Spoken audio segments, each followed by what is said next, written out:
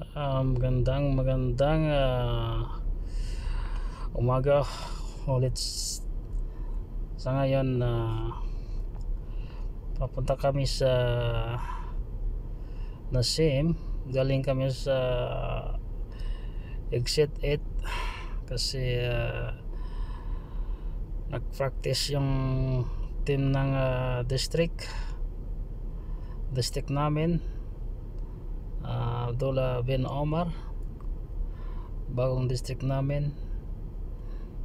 Nag-practice kami doon. So ngayon doon kami papunta sa Nasim, doon sa dating German namin. Doon kami papunta ngayon kasi doon kami mag lunch time kasi doon lang yung pansamantalang magandang puntahan kasi malawak ang space ng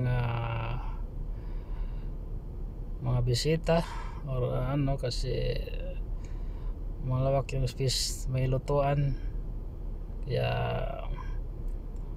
dumadaan kami ngayon sa yung saan ang pwedeng bilihan ng isda para magbili kami muna bago kami magpunta doon sa kina German. So ngayon dadaan kami sa Universal. Ang ibig sabihin ng Universal, yung pangalan ng bintanang isda. Pati Friday open siya. Bili kami ng isdang lidap or karpa. Mag ihaw kami doon. Tapos ayun, tapos may sabaw, mga dalawang isda, yung isa sabawan. Yan. So doon kayo pupunta ngayon. Kasama ko pala punta doon si Dato Quinto, yan nagda-drive. Tapos si Dato Arjo yung nasa tabi niya, at itong nasa tabi ko si Dato Nick, at saka si sa Pauline TV official. Apat kami dito sa sasakyan. May-ari ng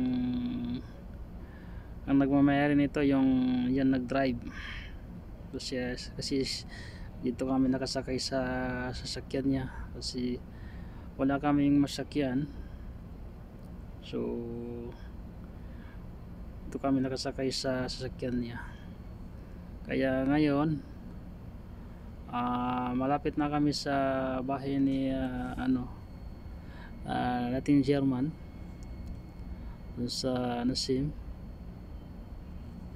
Yun,